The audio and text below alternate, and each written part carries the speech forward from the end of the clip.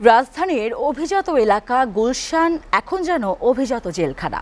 নিরাপত্তার অজুহাতে একরকম বন্দি অবস্থায় থাকেন এখানকার বাসিন্দারা।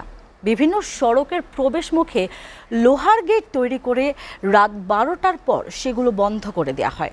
জরুরি কাজে বের হওয়া ও প্রবেশে পড়তে হয় বিড়ম্বনায়। এতে খর্ব হচ্ছে ব্যক্তি স্বাধীনতা।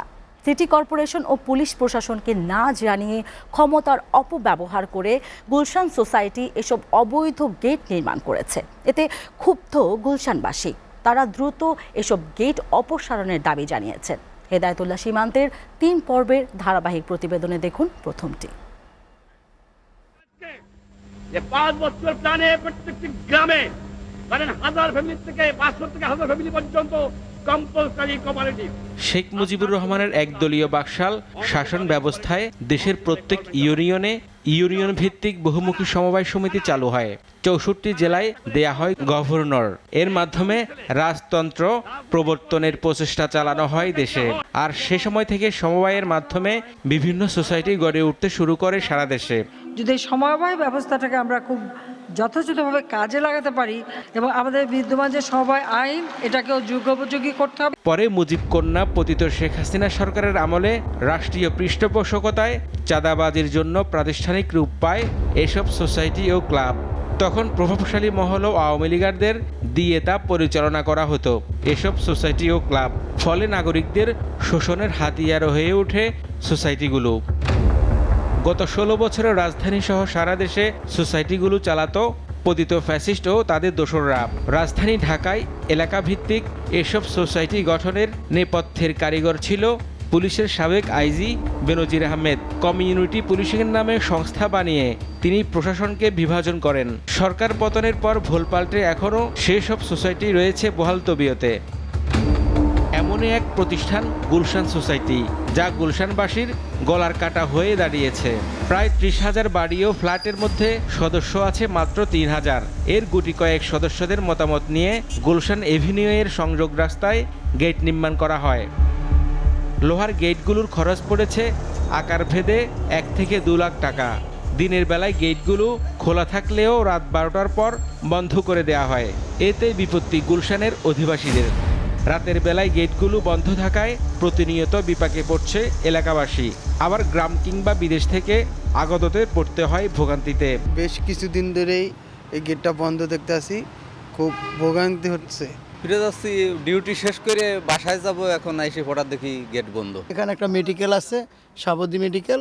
অনেকে তো এই রাস্তাটা 113 চিনে, এই রাস্তা ধরতে চায়। যখন আসবে এখানে আসলে দেখবে একটা গেট হয়ে গেছে, তখন ওনার কাছে একটু হবে, আনরিজি হবে। ঘুরে যাচ্ছি আর কি বলবো, গেটটা আটকানো তাই।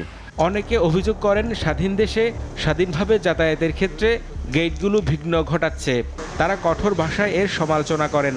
এখন এদিক দিয়ে রিক্সাতে যাচ্ছি, দেখে এখানে আটকানো, এটার কারণটা কি বুঝলাম না, কি কারণে আটকানো।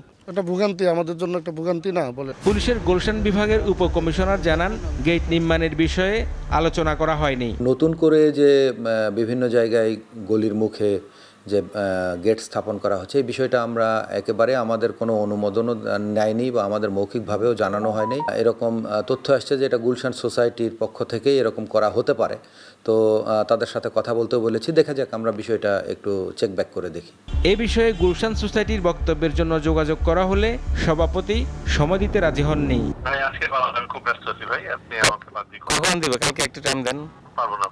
দেশের সচেতন নাগরিক ও রাজনীতিবিদরা বলছেন, মাফিয়া সিন্ডিকেটরা এগুলো নিয়ন্ত্রণ করছে। মাফিয়া সিন্ডিকেট পুলিশ কমিশনার যে রাষ্ট্রের টাকা পাচার করে একটা তাসের রাজত্ব কায়েম করেছিল, সেই বেনজির বিভিন্ন টাকা পয়সাকে এটার ব্যাকএন্ডে আর্থিক একটা সাপোর্ট দিয়ে এগুলোকে একটা পাকাপোক্ত অবস্থায় নিয়ে এসে এই Gulshan society, Nikunja society, Lalmatia society, Banani society সহ অভিজাত এলাকাগুলোতে এরকম অসংখ্য সমিতির নামে একটা ইন্টারনাল সিন্ডিকেট তৈরি করে একটা চাঁদাবাজির মহা উৎসবে তারা রচিত করেছিল সেই সময়গুলোতে, এবং সেটা এখনও বহাল তবিয়তে আছে। আমি আপনার সাথে একমত হতে পারি যে গেটগুলো লাগানোর আগে যে 30-40 হাজার বা 40-50 হাজার বা লক্ষ লক্ষ ব্যক্তিবর্গ গুলশান বনানীতে বসবাস করেন, তাদের একটা সম্মতি নিলে আরও ভালো হতো বা নেওয়া উচিত ছিল। রাজুক ও সিটি কর্পোরেশনের আইন ও নীতিমালা ভেঙে ধ্বংসের দিকে ঠেলে দেয়া হচ্ছে অভিজাত এলাকা গুলশানকে, এমন মন্তব্য করেন গুলশানের অধিবাসী ও এসএ গ্রুপ অব কোম্পানিজের ব্যবস্থাপনা পরিচালক। রাস্তাগুলো জনগণের কল্যাণ বিবেচনা করেই ইজি মুভমেন্টের কারণেই কিন্তু তৎকালীন সময়ে এবং এখনও বর্তমানে এই ধরনের সুবিন্যস্তভাবে এই মাস্টার প্ল্যানে এই রাস্তাগুলি করা। কাজেই আমি সেই রাস্তা বন্ধ করে দিয়ে জনভোগান্তি, মানুষের আশার প্রতিফলন আমি বিঘ্নিত করতে পারি না। আবার অন্যদিকে দেখবেন এটার মধ্যে আবার বাণিজ্য আছে। এই যে রাস্তা বন্ধ করলো, এখন দেখাচ্ছে তারা একটা অজুহাত, কিন্তু অরিজিনালি পরে দেখবেন যে আপনার গাড়ি ঢুকবে, যখন নাকি পিক আপ ঢুকবে, কোনো গাড়ি ঢুকলে তখন তাদের থেকে চাঁদা কষে যে ঢুকতে গেলে তাদের এত টাকা লাগবে। গুলশানবাসীর দুর্ভোগ লাঘবে এবং স্বাধীন যাতায়াতের সুব্যবস্থা নিশ্চিত করতে দ্রুত এই গেটগুলো অপসারণের দাবি জানান সালাউদ্দিন আহমেদ। সোসাইটি যদিও আগে দুই একটা ছিল, গুলশান সোসাইটি অনেক আগেই ছিল, তখন অপতৎপরতা দেখা যায়নি।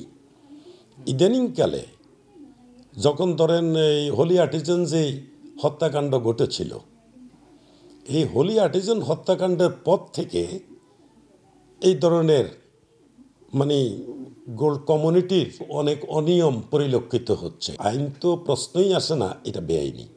এটা কোনোভাবেই এটাকে ন্যায়সঙ্গত বলার সুযোগ নাই। হেদায়েতুল্লাহ সীমান্ত, এসএ টিভি, ঢাকা।